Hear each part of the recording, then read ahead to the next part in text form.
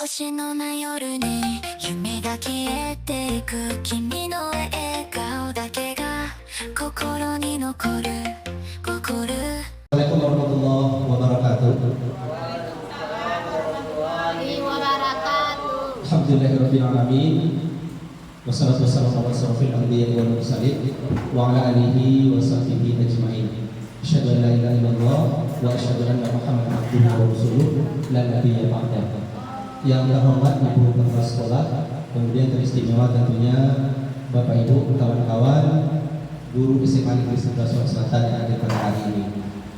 Alhamdulillah, bersyukur kepada Allah Subhanahu wa taala, kemudian salam besar Muhammad sallallahu alaihi wasallam. Bapak Ibu, pertama kami mohon maaf mengganggu waktu Bapak Ibu sebentar.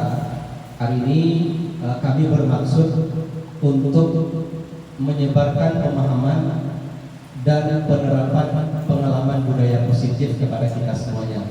Harapannya tentu tidak hanya kami saja yang mendapatkan ilmu, tetapi juga itu hendaknya didapatkan oleh Bapak Ibu dan juga bisa mempraktikkannya di kelas di sekolah kita. Harapan seperti itu, Bapak Ibu. Untuk menghemat waktu, langsung saja kita pada hari ini. Nanti mungkin kita juga akan bertanya jawab ya terkait dengan apa yang saya sampaikan nanti, dan juga kondisi selama ini apakah kita sudah mengarah ke sini atau belum. Nah, itu nanti bisa menjadi renungan atau refleksi bagi kita bersama, Bapak Ibu. Kita mulai, Bapak Ibu. Nah, ini yang akan saya sampaikan atau kita bahas pada hari ini, dan ini harus kita lakukan dan harus kita miliki, Bapak Ibu. Yang pertama ada perubahan paradigma positif, disiplin positif, nilai-nilai kebajikan, kebutuhan dasar manusia, ada juga nanti motivasi perilaku manusia, posisi kontrol guru, segitiga restitusi, dan keyakinan kelas.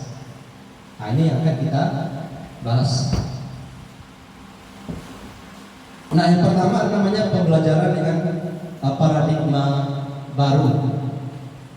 Nah, sebenarnya kita sudah sering atau tidak asing lagi dengan pembelajaran paradigma baru ini, ya.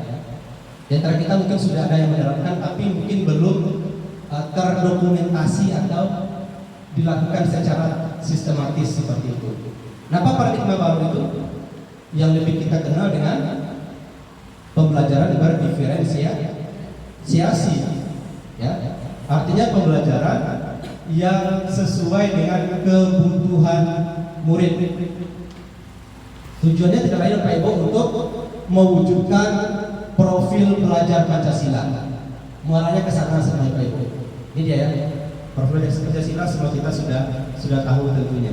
Beriman kepada Tuhan Yang Maha Esa dan seterusnya, mandiri dan seterusnya. Nah, ini yang sering terjadi, Bapak Ibu. Miskonsepsi tentang teori kontrol. Ini yang konsep kita yang kadang-kala sering kurang tepat. Yang pertama apa itu? Ilusi guru mengontrol murid.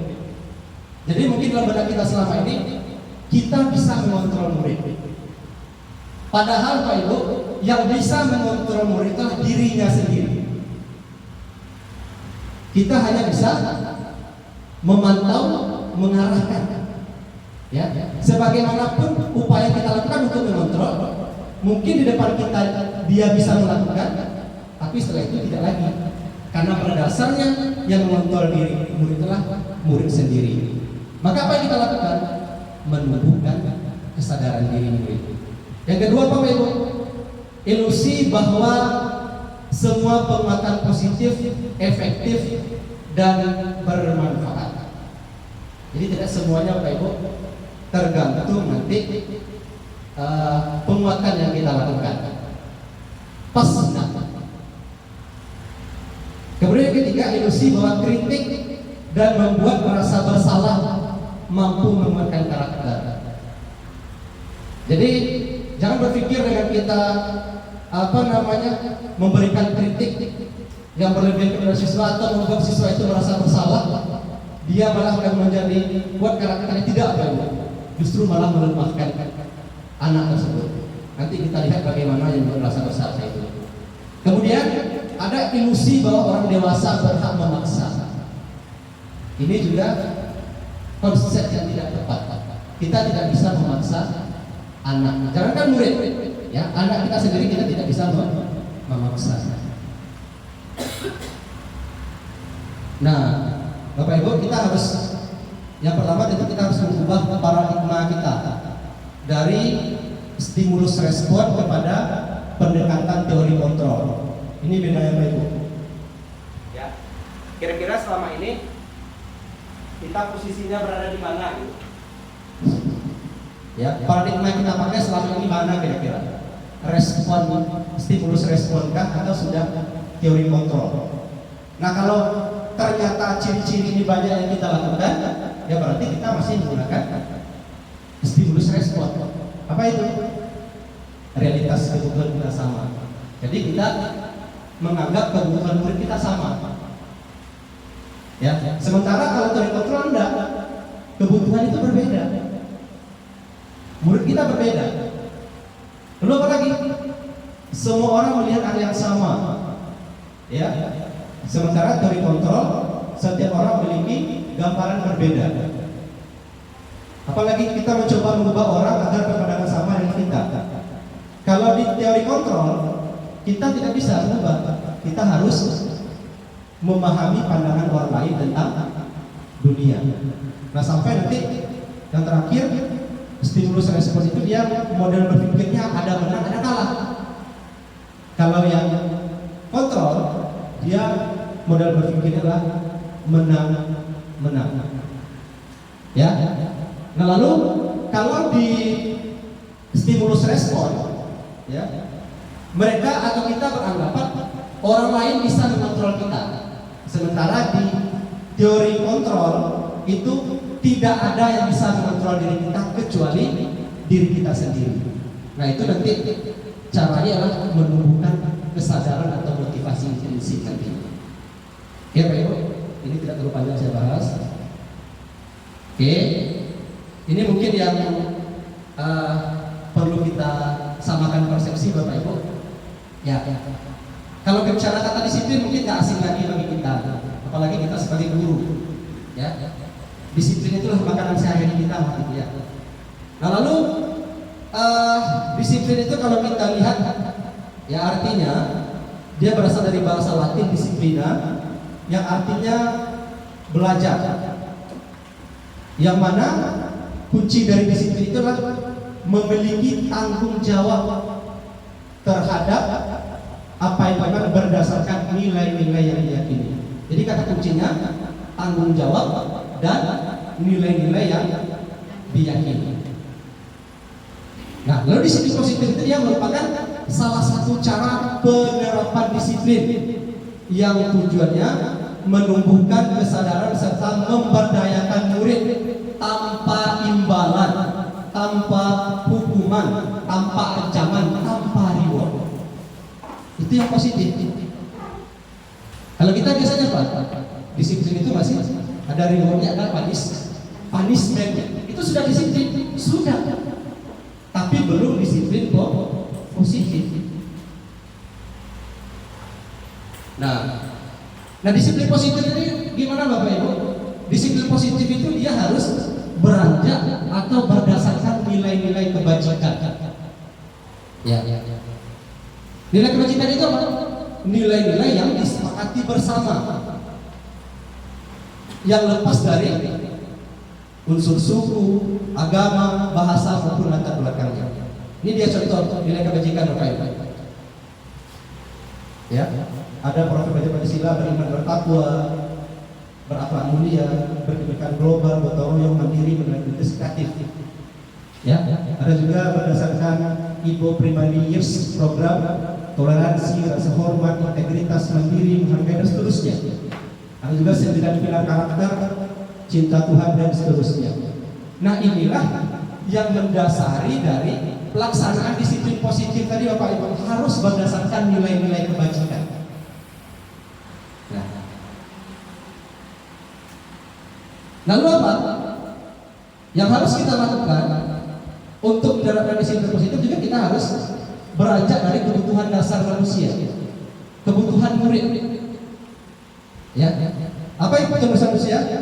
Ya, kebutuhan dasar itulah seperti yang selalu kita pahami adalah segala sesuatu yang dibutuhkan oleh murid, oleh kita sebagai manusia untuk menjaga keseimbangan baik secara fisiologis maupun psikologis.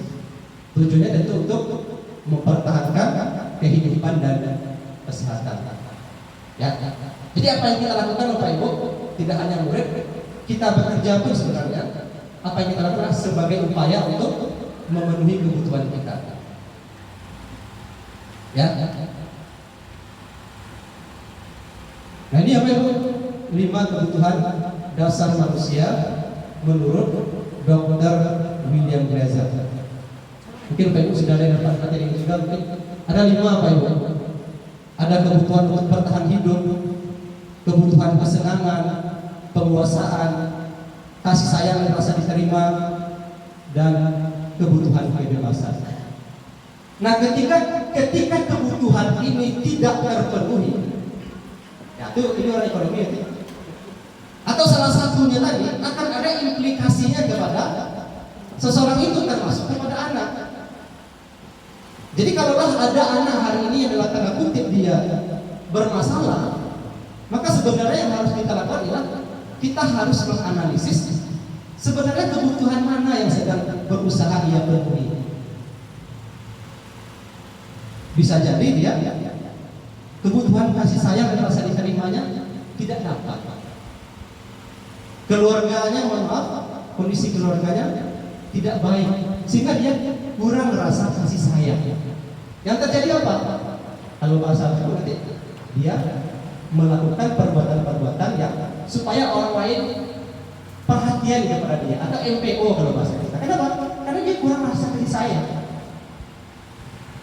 Atau ada misalnya Pak Ibu menemukan murid yang gila makan dua kawan misalnya, atau ada makanan kawannya yang biaknya gitu.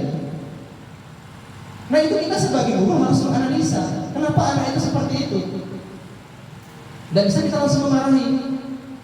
Nah bisa jadi kenapa?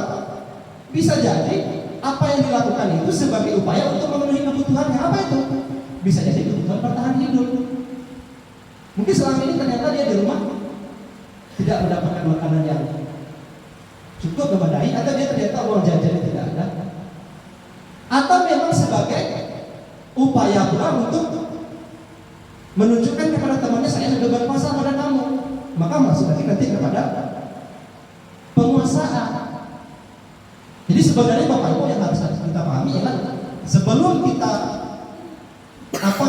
memproses atau melihat seorang anak itu, kita harus melihat sebenarnya dia sedang berupaya memenuhi kebutuhannya yang mana. Kebutuhan yang mana yang ternyata selama ini tidak terpenuhi dalam hidupnya, sehingga dia melakukan perbuatan yang demikian. Nah ini yang harus kita pahami sebagai seorang guru, Bapak Ibu.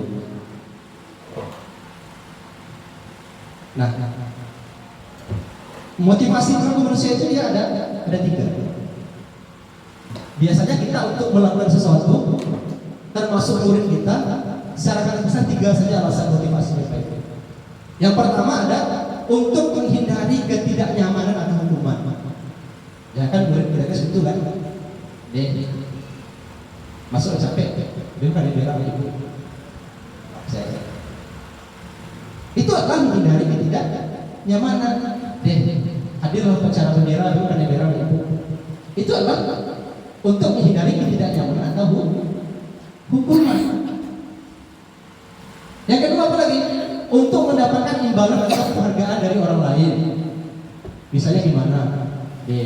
Awak rajin, semakin rajin ke sekolah toh, ya karena dipuji oleh ibu. Bu Resi itu yang rajin ke sekolah. Jam 7 saya hatiku di sekolah.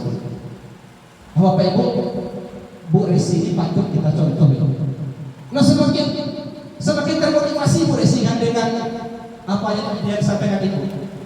Nah itu dia merupakan motivasi juga, tapi motivasi untuk mendapatkan imbalan atau penghargaan. Nah idealnya mana Pak Ibu? Idealnya tentu yang ketiga. Motivasi itulah untuk menjadi orang yang mereka inginkan dan menghargai diri sendiri dengan nilai-nilai yang mereka percayai. Jadi awak disiplin itu bukan karena siapa-siapa, bukan karena ibu, bukan karena saya, tapi karena nilai-nilai kita yakini. Disiplin itu harus bagi saya. Itu adalah nilai positif yang saya punyai. Kita bagi upacara bendera bukan karena takut dimarahi, tapi karena rasa nasionalisme dan seterusnya seperti itu. Itu yang dimaksud dengan ya, ingin melakukan sesuatu sesuai dengan nilai-nilai yang diyakini. Ya, kami bahasa orang, jangan melakukan sesuatu itu karena ada something-nya, ya. Tapi lakukanlah something itu karena sesuai dengan nilai-nilai yang kita yakini. Nah, ini Pak Ibu, kita udah mulai masuk ya ke praktik kita di sekolah supaya ternyata yang saya lakukan selama ini gitu ya. Nah ini Bapak Ibu, konsep disiplin yang tidak kita saja sebenarnya, tapi secara umum itu yang diterapkan. Ada konsep disiplin yang dikelompokkan yang termasuk identitas gagal. Apa identitas gagal itu? Kalau kita melaksanakan disiplin dengan hukuman dan penghargaan, jadi itu termasuk identitas gagal ternyata. Kalau kita menegakkan disiplin dengan itu. Yang pertama hukuman. Kenapa? Kenapa dia dikatakan identitas gagal? Karena hukuman itu dia bisa menyakitkan, bisa fisiknya, bisa psikologis, bisa membuat murid tidak nyaman, bisa murid takut. Dan yang namanya hukuman biasanya adalah berupa paksaan. Ya. Yang terjadi apa? Mungkin murid dia melaksanakan, tapi dia akhirnya menyembunyikan kesalahannya. Yang lebih parah apa? Ujung-ujungnya nanti dia bisa menjadi rendah diri. Ya, karena sering dihardik di rumah habis sekolah, dan dihardik pula ditambah di sekolah. Akhirnya dia menerima hardikan saja apa? Dia menjadi pribadi yang rendah diri. Ujung-ujungnya apa Ibu? Nanti dia akan menjadi bulan-bulanan bagi orang lain. Akhirnya dia menjadi korban bullying. Itu yang terjadi. Lalu apa? Penghargaan ternyata juga tidak efektif Bapak Ibu. Contoh waktu depan kan, anak besok kalau abang dapat juara, apa balian sepeda? Nah besok kalau juara MTQ, apa balian HP? Nah pada dasarnya Pak Ibu, ketika kita memberikan itu, secara tidak langsung sebenarnya kita sedang menjerumuskan anak kita. Pernah Bapak Ibu yang merokok, ada merokok kan? Merokok itu kenapa? Orang perokok susah berhenti. Faktor-faktor apa? Jadi ketika anak kita biasakan dengan reward, maka anak itu akan dalam tanda kutip bahasa kasarnya akan candu dengan reward itu. Ketika dia tidak dapat reward, berbuat, atau dia akan muncul rasa kecewa. Dia juara satu, ada di balik hadiah diambil. Mana mereka cari? Itu terjadi. Ya. Yang juga apa? Kalau di lingkungan itu bisa merusak hubungan. Ada sifat iri dari anak misalnya. Contoh Bapak Ibu Wanas atau yang lebih umum. Ada orang di kelas itu rajin datang misalnya. Ada pula misalnya ke kesepakatan kelas nanti kebijakan kelas. Yang sering rajin datang ke sekolah nanti ibu kasih mukena. Nah mungkin bagi yang menerima itu luar biasa. Tapi secara tidak langsung kan memunculkan rasa iri. Bukan hanya orang ini salah itu pada itu euforia. Itu terjadi kan? Nah, lalu apa? Juga mematikan kreativitas. Kenapa kreativitas mati? Yang dipikirkan bacarono bisa dapat hadiah. Apa memikirkan? Upayanya, kreatifnya. Lalu apa lagi? Menghukum dengan sistem ranking. Ternyata ranking itu juga menghukum gitu. Ya, jangan sampai prinsip kita sama Bapak Ibu. Apa dulu? Kalau yang zaman dulu anak yang hebat itu adalah anak IPA, anak yang hebat itu adalah matematika. Jangan lupa itu. Kalau itu masih ada pikiran kita, maka kita akan menghukum murid dan anak diri kita sendiri. Ya, dan juga merampas hak menghargai dirinya. Nah, ini dia konsep disiplin yang idealnya ini Pak Ibu, yang sukses. Ada namanya konsekuensi, ada restitusi. Nah, idealnya yang mana? Idealnya tentu ya restitusi. Tapi kalau tidak, setidaknya yang konsekuensi. Mana itu? Ya, dia berupa penguatan jangka pendek. Perlu monitoring dan berkelanjutan. Ada stimulus respon. Murid menghormati peraturan. Kehilangan waktu untuk merenungi kesalahan. Contohnya konsekuensi, Bapak Ibu. Ini konsekuensi dengan sanksi itu, Bapak Ibu, sedikit saja bedanya dengan hukuman itu. Apa bedanya, Bapak Ibu? Apa bedanya kira-kira, Bapak Ibu? Kalau konsekuensi dengan hukuman, kalau cara-cara itu, Bapak Ibu?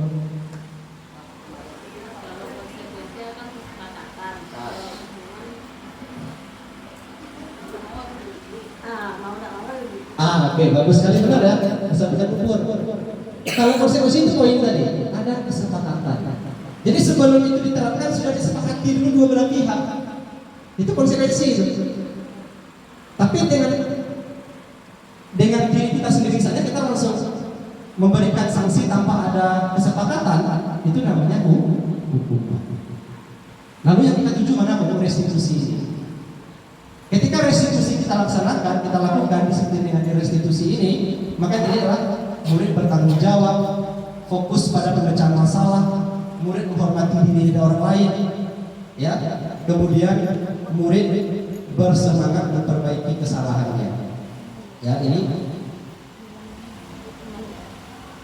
dia restitusi tadi ya, menciptakan kondisi bagi murid memperbaiki kesalahan mereka sehingga mereka bisa kembali pada kelompok mereka dengan karakter yang lebih kuat dosen. Itu yang disebut dengan restitusi. Jadi apa namanya? Memperbaiki kesalahan. Itu kuncinya. Tidak menghakimi, tidak memojokkan anak. Ya. Ciri-cirinya mana dia ciri-cirinya? Bukan untuk menebus kesalahan, memperbaiki hubungan. Ya, tawaran bukan paksaan. Restitusi menuntut untuk melihat ke dalam diri. Ya, juga restitusi mencari kebutuhan dasar. Lalu berfokus pada karakter, berfokus pada solusi, mengembalikan murid yang berbuat salah pada kelompoknya. Nah, ini yang akan kita coba terapkan, restitusi. Bantu ayo ayah sulit membalik. Sebelum dikerjakan ya. Tapi ketika kita kerjakan, insya Allah akan dapat kita lakukan dengan pendekatan restitusi. Nah, ini sekarang kita bersiap dulu ke diri kita. Kira-kira dari kelima ini, mana posisi kontrol yang sering kita lakukan selama ini? Ada posisi kontrol itu sebagai penghukum, ada sebagai pemantau, ada sebagai pembuat rasa bersalah, ada sebagai teman, ada sebagai manajer. Saya tidak percaya kita sudah melakukan. Bisa jadi semuanya, bisa saja belum. Tetapi kita belum tahu namanya. Lalu kita lihat satu-satu yang menghukum itu seperti apa dia. Nah, kita ambil dari ada kasus nih Pak Ibu. Kasusnya apa? Siswa sering tidak mengerjakan PR. Ya. Kita lebih sering harus mengerjakan PR ya. Masih ada itu? Tidak ya. Kita contoh, siswa sering tidak mengerjakan PR. Ini kasusnya. Kalau hukuman yang dilakukan apa? Guru menghukum siswa tersebut hormat bendera selama 10 menit. Itu hukuman apa? Dia mengerjakan PR, tapi hukumannya hormat bendera. Kenapa dia katakan hukuman? Karena dia tidak relevan dengan kesalahan yang dia buat. Tidak sesuai, tidak nyambung. Ya, guru marah biasanya kalau hukuman, betul lah. Awak-awak sekarang ambil, awak-awak sekarang mengajar PR. Itu biasanya kalau hukuman ada diikuti dengan sikap marah. Ya, akhirnya murid takut. Yang kedua apa? Konsekuensi ini dia. Guru memberikan konsekuensi untuk mengerjakan PR-nya saat istirahat. Jadi kesalahan PR disuruh dikerjakan, ya kan? Atau bisa dikerjakan sebanyak 3 kali. Guru tegas dan siswa menghormati peraturan. Ya. Kalau restitusi gimana? Guru menanyakan keyakinan kelas atau keyakinan sekolah. Jadi kan kita sudah menyusun keyakinan kelas itu masing-masing kita. Kita tanyakan ke anak itu. Ya. Keyakinan kelas mana yang dilanggarnya? Lalu restitusi ini guru terbuka dan siswa menghormati dirinya dan orang lain. Jadi terbuka. Ya. Itu restitusi. Kemudian apa? Menghukum konsekuensi restitusi. Ya. Nah, ini posisi kontrol tadi menghukum. Yang mau kira-kira, yang mau perade kira-kira ya. Kalau pendukung patuhi aturan sekolah, lalu berdiri di depan barisan, itu menghukum. Ya. Kalau pemantau, kamu sudah melanggar peraturan dan konsekuensinya. Jadi dialog kita tanya kenapa peraturan sudah ada, konsekuensinya apa? Kerjakan, itu pemantau dulu. Lalu ada yang membuat rasa bersalah. Berapa kali bu guru harus memberitahu kamu, bu guru kecewa sama kamu, itu membuat rasa bersalah. Atau ondena awak lo ya, yo tanya ku ibu. Dulu waktu kelas 10 itu gini ibu, kecewa mana ibu? Itu membuat rasa bersalah. Nah itu sangat tidak bagus bagi psikologis anak. Ya. Lalu apa? Ada sebagai teman. Ayo yang tertib, buat guru bangga. Kali ini tidak apa-apa kamu salah. Dakek dengan anak. Ya. Membawakan diri sesuai dengan gaya anak. Ya, namun kelebihannya apa? Kadang-kadang pendekatan posisi kontrol sebagai teman ini akhirnya guru dekat dengan siswa, tetapi yang terjadi adalah sering terjadi siswa kurang menghormati guru. Kalau bagi orang awak kadang-kadang bagarah juga kelewatan. Ya. Ini apa? Merasa teman dengan kita. Nah idealnya mana? Tentu sebagai manajer. Mana contohnya? Apakah kamu tahu kesalahanmu? Kira-kira bagaimana kamu akan memperbaiki kesalahan ini? Itu manajer. Jadi mengarahkan. Kalau bahasa saya dengan Pak Sak kemarin, sebenarnya dalam agama kita sudah diajarkan, ya, sudah dicontohkan. Saya sangat tertarik untuk mengaitkannya dengan agama. Apa itu? Nabi Ibrahim dan Nabi Ismail. Ya, dan Ibrahim sudah mengajarkan kepada kita bagaimana dalam mendidik anak itu mengedepankan dialog, betul nggak? Apa kata Nabi Ibrahim ketika mendapatkan diperintah untuk menyembelih anaknya? Tidak langsung disembelih, padahal Nabi Ibrahim itu bisa menyembelih anaknya langsung. Oh orang tuanya perintah Allah, tapi Nabi Ibrahim mengatakan apa? Wahai anakku, saya mendapatkan perintah dari Allah sudah 3 kali untuk menyembelihmu. Bagaimana kira-kira pendapatmu? Direspon oleh anaknya, direspon lagi oleh ayah. Itu yang harus dilakukan, pendekatan dialog. Ya, itu ya, yang manajer tadi Pak Ibu. Nah, ini sekarang kita kan sudah membuat keyakinan kelas ini. Sudah berkeyakinan kelas semuanya kita? Membuat keyakinan kelas? Sudah. Sekarang pertanyaannya, mengapa keyakinan kelas? Kenapa tidak peraturan kelas saja? Maaf harus keyakinan kelas. Maaf kondak peraturan saya. Itu jadi kira benar pada situ. Yakin ya. Maaf ada harus keyakinan kelas. Maaf ada peraturan kelasnya namanya. Hah? Kalau peraturan sifatnya menghakimi, Oke. harus, sedangkan kalau keyakinan itu merupakan sebuah kesepakatan yang harus diambil, yang tumbuh dari dalam diri sendiri sehingga akan menimbulkan sikap disiplin positif. Oke, bagus sekali. Ya. Bapak Ibu, kenapa keyakinan kelas? Karena gini, kalau peraturan itu dibuatnya sepihak, Bapak Ibu, satu arah, itu peraturan ya. Kalau keyakinan apa? Disusun secara bersama, disepakati anak dan murid. Ketika sudah ada kesepakatan, itu nanti ada namanya konsekuensi. Kalau seperti itu boleh, itu bukan hukuman lagi, itu namanya keyakinan. Jangan awak asal terus. Kadang-kadang kan kalau anak-anak awak hari ini membuat keyakinan kelas, tapi yang buatnya ibu guru bro. Satu ini, dua ini. Itu tidak keyakinan kelas, itu peraturan kelas jadinya. Yang bisa dapat guru apa? Guru bisa memandu murid. Mandu gimana? Bisa guru itu menyiapkan pertanyaan-pertanyaan yang dijawab oleh murid dan itu yang didiskusikan, disusun menjadi keyakinan bersama. Caranya gimana? Tentu mengacu kepada nilai-nilai kebajikan tadi. Nah, itu Pak Ibu ya. Lalu sedikit lagi.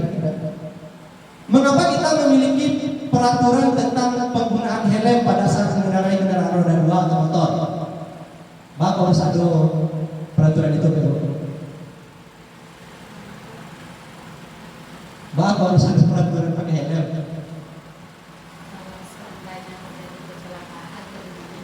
Oke, bagus.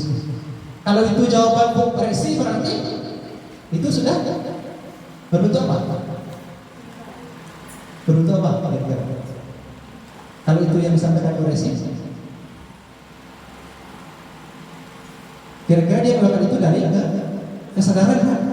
Bukan karena sanksi kan?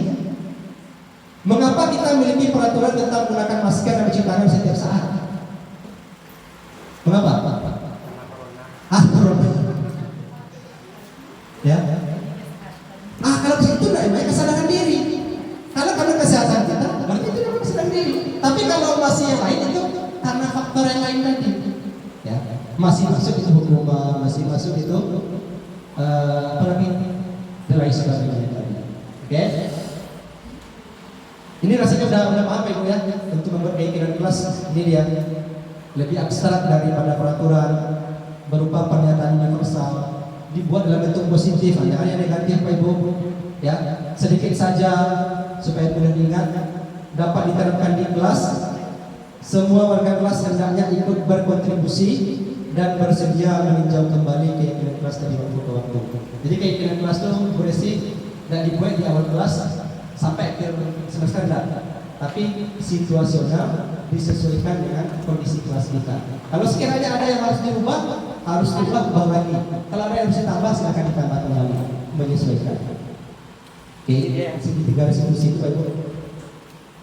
Ya, ini yang harus kita terapkan. Ada 3 tahapannya: menstabilkan identitas, validasi tindakan yang salah, menanyakan keyakinan. Ya. Pada menstabilkan identitas ini gimana caranya? Ini ada contoh. Ya, menstabilkan identitas itu apa yang kita sampaikan? Ya. Setiap orang pasti pernah melakukan kesalahan. Kamu bukan satu-satunya yang pernah melakukan ini. Itu contoh dialognya. Menstabilkan identitas ini tujuannya kenapa? Supaya anak ini jangan merasa rendah diri, dikembalikan kepada jati dirinya. Itu menstabilkan identitas. Jangan masuk kita menghakimi. Lalu setelah itu apa? Baru kita validasi tindakan yang salah. Awak cari tahu dulu apa alasannya membuat itu gitu. Jangan langsung awak sekat langsung. Ya, pasti dia punya alasan untuk melakukan itu. Kita validasi. Kemudian terakhir menanyakan keyakinan. Keyakinan itu mana? Ya. Keyakinan kelas mana yang kamu lakukan? Keyakinan sekolah mana yang tidak kamu laksanakan? Apa yang harus kamu lakukan untuk memperbaiki kesalahan ini? Jadi dia yang berpikir. Dia yang menyampaikan, jangan kita yang menyuruh dan memerintah. Ya, ini namanya segitiga restitusi ini yang harus kita terapkan. Lalu ini yang sudah saya lakukan ya. Ini mempraktikkan segitiga restitusi.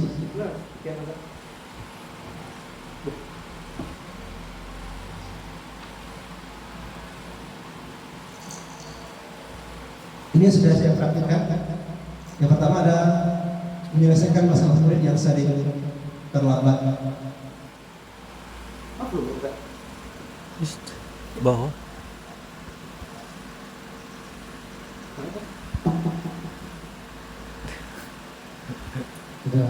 Ini Pak Ibu, di sini muridnya sering terlambat.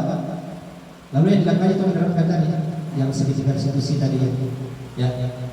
Yang pertama tentu menstabilkan identitas dulu, ya, supaya dia nyaman. Lalu seterusnya baru memvalidasi, menanyakan apa alasannya dia terlambat. Lalu nanti menanyakan apa keyakinan kelas atau keyakinan sekolah dia langgar. Lalu nanti menanyakan apa yang akan dia lakukan untuk memperbaiki situasi itu. Lalu yang kedua ada ini yang siswa yang sering tidak masuk ke pembelajaran, ini juga penerapan restitusi. Langkah-langkahnya juga sama dengan tadi Bapak Ibu. Akhirnya siswa ini di tahap keyakinan kelas, dia akhirnya memutuskan untuk meminta maaf kepada guru yang bersangkutan. Nah itu dia segitiga restitusi, karena apa namanya suaranya tidak apa, kita lihat saja. Dan terakhir ini dia menyusun keyakinan kelas Bapak Ibu. Nah ini tahapan-tahapan yang mungkin bisa kita lakukan. Ya, yang pertama bisa semua murid diminta untuk jawab pertanyaan, boleh yang bisa lebaran atau pakai stick note ya, boleh. Nanti setelah dapat jawaban dari murid didiskusikan secara bersama-sama. Lalu setelah diskusikan tentu menyusun jawaban-jawaban murid tersebut menjadi kalimat-kalimat, dan itu kalimat-kalimat yang positif yang akhirnya berupa keyakinan, lalu menyepakati keyakinan tersebut menjadi keyakinan kelas, dan juga tentu nanti melakukan evaluasi secara berkala apa yang perlu disepakati atau diubah.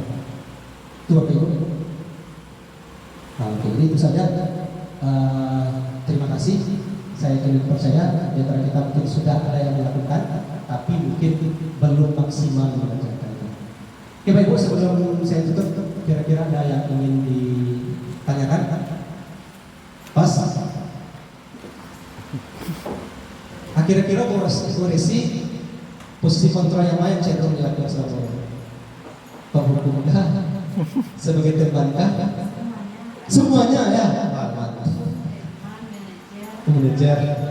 Ya tapi setidaknya kalau nggak bisa kita manajer atau koresi, setidaknya kita sampai pemantau. Ya. Jadi bedanya manajer itu kira-kira apa yang lainnya? Manajer yang pemantau itu dia memberi batas dengan anak, tidak terlalu dekat dengan anak, tidak pula terlalu jauh dengan anak. Ada batas-batasnya. Kalau bagi seorang anak, salah itu orang mata. Itu udah kewa kan, tapi awaknya ulang lagi. Nah itu teman. Jadi kalau yang posisi kontrol yang bagusnya itu pemantau dan manajer. Jadi kalau selama ini posisi kita masih penghukum, tentu kita mulai mengarah kepada pemantau dan manajer. Lalu yang perlu sedikit saya tutup, yang perlu digarisbawahi ini Ibu, keyakinan itu ketika sudah kayak peraturan sekolah itu dia bisa menjadi sebuah keyakinan ketika dilakukan seperti tadi, sudah dua arah dari pihak sekolah maupun dengan pihak yang lain, itu sudah keyakinan. Ya, yang benar yang namanya konsekuensi itu dia. Jadi kalau kamu terlambat, sudah tahu kira-kira sudah Pak ini. Kenapa? Karena dia sudah tahu nih keyakinan sekolah kita kalau terlambat ini. Ya, itu ya. Dan itu pun misalnya Bu Dwi atau Pak Ade, misalnya yang guru olahraga, ketika disepakati anak terlambat itu lari 10 keliling lapangan. Ketika itu sama Pak Adi, itu dia tidak menjadi hukuman. Kenapa? Karena dia relevan dengan pelajaran. Itu menjadi sebuah hal yang positif, itu menjadi keyakinan.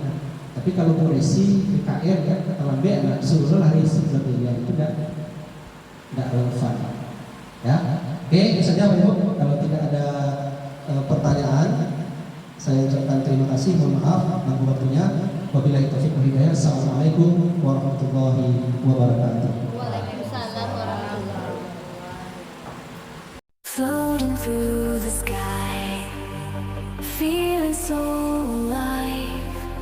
Above the clouds where dreams collide, drifting on the wind like a bird in flight, leaving all my worries behind, taking flight.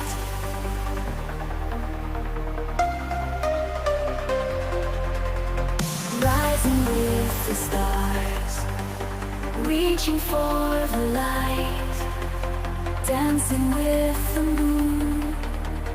Everything feels right, letting go of fear, embracing the unknown, flying high in the sky, where I truly belong.